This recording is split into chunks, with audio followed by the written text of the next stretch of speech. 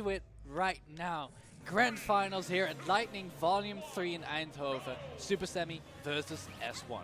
And look at the stage music they have elected to pick here. It's the final boss music, and we couldn't have hoped for a better setting here. On Battlefield, it is Ness versus Younglink, and the combos are starting. It's S1 with the first blood. Yeah, and the thing to note here is that S1 only switched to Ness after about 3 games in the winner's final set. But now he's immediately starting out with Ness. So this might actually already be one of the adaptations that he's going for. Beautifully done there. Throwing the PK Fire on the arrow, I think, from Supahsemmie. But unfortunate there, the yo-yo catching him off guard, and he air dodges to his demise. Yeah. And even shielding the hero spin, getting to punish afterwards. Supahsemmie with a small combo of his own there. Yeah, Supahsemmie immediately on the back foot here in this first game. But of course, knowing him, such a composed young man, so talented as well, he will definitely be able to keep his composure for a game like this. Yeah.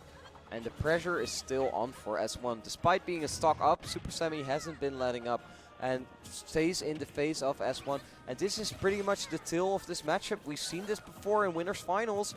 Once one of these players gets an advantage state going, you need to struggle to make it out of those hitboxes. They want to take it back to the home base, man. And even though it was such a strong start for S1, there's already Semmie's really just closing in on the gap.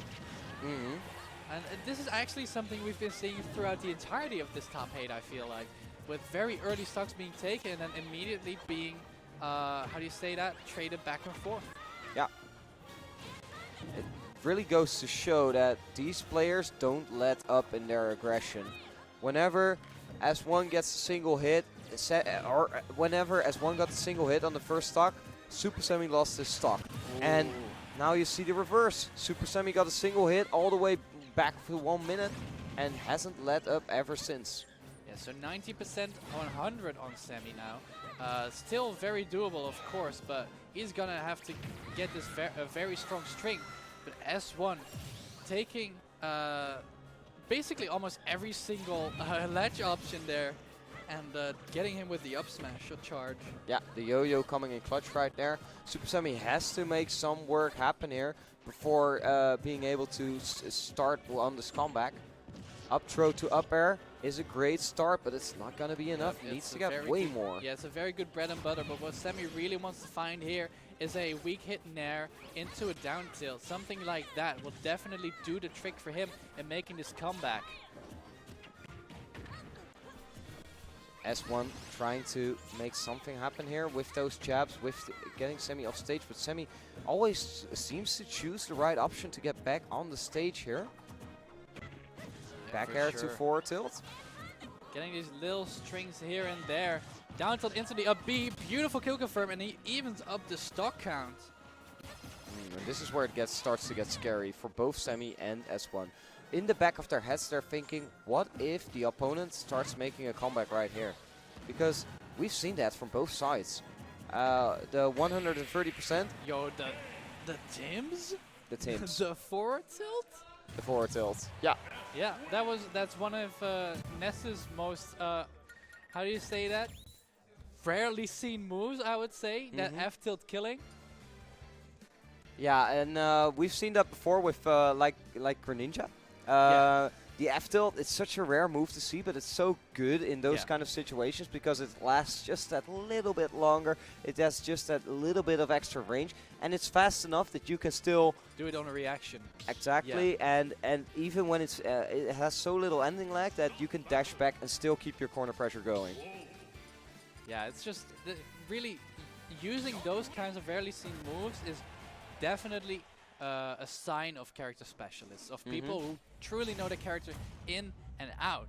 But as one, knowing more than one character in and out, going Wolf this time around. Huh. That's very interesting because the Ness was looking very dominating. Yeah, so and he actually, I'm not too sure what happened there. Might be just a little bit of a practice pick, or might be just that he feels that he wants to try again with his Wolf, that he has figured something out in Semmie's general game plan that he thinks that he can abuse with Wolf. But Semi seems very comfortable about this counter pick and is looking better than the first game. But right as I say that, S1 manages 2 grabs and it's right back on to even. I mean, it might also be the stage choice here. Being such a large stage, of course, might be detrimental for a slower character like Ness against a projectile-heavy character. Whereas Wolf, possessing the Reflector, possessing a very good projectile of his own, that could actually be why he chose Wolf in this specific stage. I think that's a great analysis, and we're about to see how that ends up for S1. Offstage situation here. S1 tries to go for an early recovery and smooth landing on the stage. Yeah, and beautiful pivot boost up tilt there. Wow. Just that was an option we haven't even seen yet from Semi today, I think. Yeah, we haven't, and it worked out beautifully there. Great heads-up play. S1 trying to set up this ledge trap here, but Semi chose the right option. Neutral get up into shield will take him back to the safety of the middle of the stage. That back air, if it would have been on the ledge, that would have killed, but from the middle of the stage, Semi is all right. Yeah, and I love how Semi took the time to throw that boomerang to the ledge there, preventing Wolf from being able to charge his down smash for free. Oh, that was a beautiful wait by Semi on that Nair. However, of course, Wolf possessing such great big hitboxes and fast hitboxes, able to throw out a second Nair, catching Semi off guard. S1 setting up a combo right here. Semi with the down air interrupts it. And I love how Semi is one of those players that just does not overcommit. Almost. Wow. Yeah, he doesn't really overcommit all that often. We saw that against S1's Wolf earlier, where he overcommitted and then he got punished for it. But now the edge guards are on point. The Nair of his own. I think the Wolf might have been a big mistake here. Yeah, I'm not too sure. It's definitely not working out as well as his Ness was. However, I'm not counting it out just yet. This Wolf, definitely one of the best in the Netherlands. But Semi, no slouch of his own. Oh, and a beautiful read there. I don't even think we've seen a roll from Semi from the ledge yet.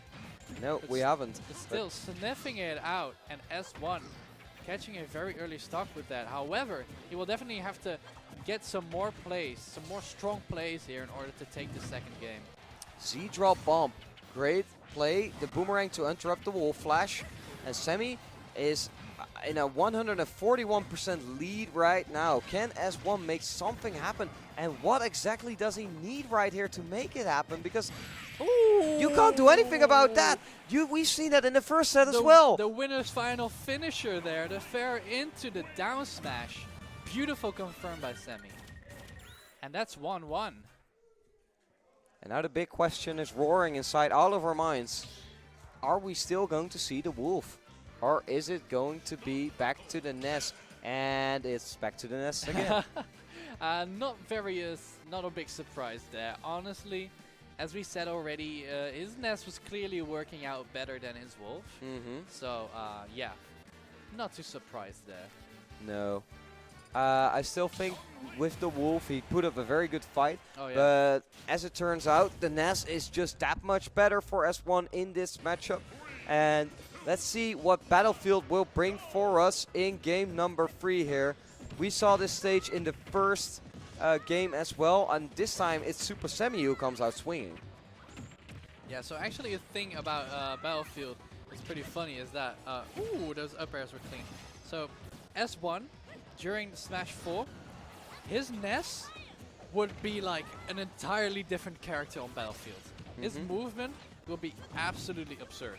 And that's something that I feel like is kind of lacking for him yet in this game. Like, sure, his movement is clean, but his Smash 4 Ness on Battlefield, that was like art.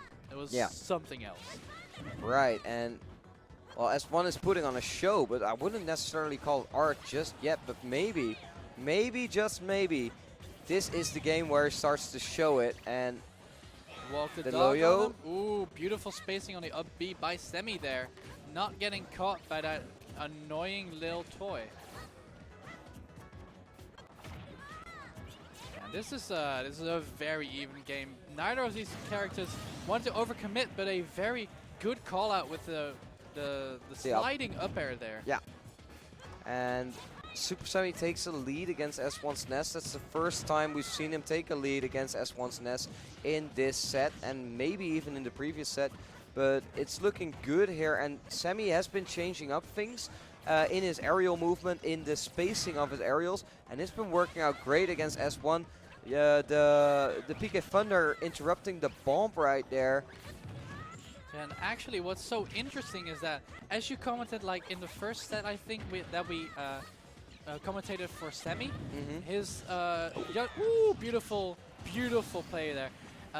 Youngling's recovery most of the time is pretty linear and easy to stuff, but I feel like I haven't seen people catch Semmie on his recovery all that much. There we go, finally one of them, but yeah, it really feels like Semmie's recovery mix-up are just so strong. Yeah, that time around Semmie tried to go for the bump recovery, so he air dodged up, and as soon as S1 saw that, he immediately went out to catch him with the forward air. So great heads-up play from S1, but is it too little too late? Because Semmie is up 2 stocks, or 1 stock and a little bit, rather. Yeah, it's definitely looking good for Semmie here. Only expanding on this lead and almost taking the stock already. S1 really needs to watch out which battles he chooses, but he picks the wrong one. And that's 2-1 for Semmie. One more, and he's going home as a 2-fold champion of Lightning. And as the set progresses, it's starting to look way more like Semmie has figured S1 out. Because For game sure. 1, it was completely S1 dominated. Game 2 and 3, it was all Semmie story. Yeah. First the Wolf, then the Ness getting completely dismantled. I'm actually surprised he hasn't tried Pikachu. I'm not sure what the deal is with his Pikachu, because he did play it a lot, did grind it a lot, it got a lot better, but I haven't seen it today, so maybe he decided against playing Pikachu. Right, well, we might have to ask him after this set. But for now, though, this potentially final game of the tournament, Semmie already starting out with a small lead. Yeah, small lead indeed. Nothing insurmountable, of course, because as we have seen, nothing is insurmountable in this tournament. For sure. S1 now with a ledge trap situation, and Semmie has been playing those out so patiently every time. He gets back to the center of the stage with 0 to no problems, or little to no problems, rather. He's just so good at avoiding S1's ledge traps. Oh, what a beautiful wait, but unfortunately, I think he slipped up a bit there on the execution. Just that, he definitely had the right idea there. Ooh, he tried to go for another one of those forward airs. Oh my god. And it just, Semmie is so scary whenever he's in your head, man. Yeah, Semmie is showing off all of his beautifully practiced tricks, and you only need to hit one, or you just hit the yo-yo, I guess. Yeah, what's a trick to a yo-yo? That thing has tricks of his own, baby. So S1 definitely changing the momentum of the game with that one play. Suddenly, Semmie is on the back foot. Yeah. And he tried to go for the up smash, and S1 interrupted him. And look at the difference all of a sudden. PK Thunder. Yep. Oh, we go right through it. As I said, using a disjoint to beat that PK Thunder is such an underused option, and Semmie showing exactly why. Yeah, but miscalculating the timing on this bomb there. S1 taking the better of it. 120% lead. Is that enough for S1 to say, I'm going to take it to game 5? Or will Supahsemmie manage to clutch this game back into closer range? Ooh, look at that combos. Beautiful combo there. Such tight execution. Oh, and now Semmie really is making it happen. It's starting to look more and more like Semmie's playing field once again. The momentum from that one play from the first stock might be petered out now. It's bang on even. It's crazy this set has been. And it just goes to show how this entire tournament has been. It's all been balanced on a knife's edge. And it's been crazy. I mean, to change the momentum so drastically with one play by S1, and then all of a sudden Semmie just picking it up back again. The dash attack almost taking it though. Oh, and that is and it. that is it. It's Semi. Only one more stock left to go for him. Yeah, one more stock and Semi is looking to repeat his Lightning 2 performance there. He won over S1. Can he do it again here at Lightning 3? It's starting to look like it with that fantastic second stock. Beautiful. The little combos are combo there. going. Oh, waiting out that option from S1. Very greedy there. And again, the up smash. Such a fast option out of shield for Ness. Yeah, So the it's- yo-yo. Yeah, so it's even. Definitely not a finished game at all. No, this could really go either way, Chuck. And it's just the story these two have built up in this set and in the previous set, it's actually insane. Yeah, their that we- history together is crazy. They Yeah. always bring the best sets, and now it's up to S1 to prolong the set, because if Semi has his way, it's going to be the end of the tournament. Ooh, tries to go for those grabs that you talked about in the past that Semi always seems to get, but S1 managed to get the better of him there. Looking to shield all of Semi's options. Yeah. They're playing so safely around each other. Neither player wants to commit. Semi has been going for a lot of jump reads out of shield. Yeah, there. So whenever he's pressuring S1's shield, he tries to instantly do another aerial rising so that he catches S1's jumps. Oh, and this is looking very bad. Can S1 make it back? Okay, he grabs the ledge. The down air. The ledge invincibility ran out. Oh, he's going so deep. And that might be it, actually. That is it! And S1 making it a game 5 once again. My god. Of course, from the clutches of defeat. Of course we're getting another game 5. How could we not? And I think that was at the end Semi overextending. Yeah. He Just was like in the first set, the first few Exactly. games. Exactly, Chuck. And this might be a problem because that set was his to lose, or that game was his to lose, and he Mhm. lost it. Yeah. That has to be a big mental blow. And that has to be like a tailwind for S1 there, giving him more and more momentum and more confidence. Saying, okay, even if I'm that far behind the entire game, I can still make it work. And now he's going Wolf? What? Okay. What? Okay, I'm so confused. this has to be a big curveball from S1 because I don't see a reason why he would go Wolf in this game. The games he has won in this set part, correct me if I'm wrong, but I believe All he is from Ness. all from Ness, and even in the previous set he only won one game with that Wolf. But we're going to Final Destination, and that might be the reason why we're seeing the Wolf, because the blasters are so dominant here in this this matchup. It might once again be a stage counter pick, but as we have seen before, he tried to stage counter pick with Wolf on Pokemon Stadium. Did not work. And when he played on Pokemon Stadium with Ness, it did work. So I'm curious to see if there's actually the reason behind it or not. But I guess we will find out later. Yeah, it all boils down to this Wolf counter pick at the grand finals, the first set. You know, that just goes to show that S1 really has trust in his Wolf, and I mean, for sure, it's definitely one of his best characters, but against Semi, it just hasn't done the work it's supposed to. right, and ooh, Oh, wow, that still hit? yeah, My god. that hitbox lingers for a long time, and Semi just gave a perfect demonstration of that. For sure, catching the air dodge with it.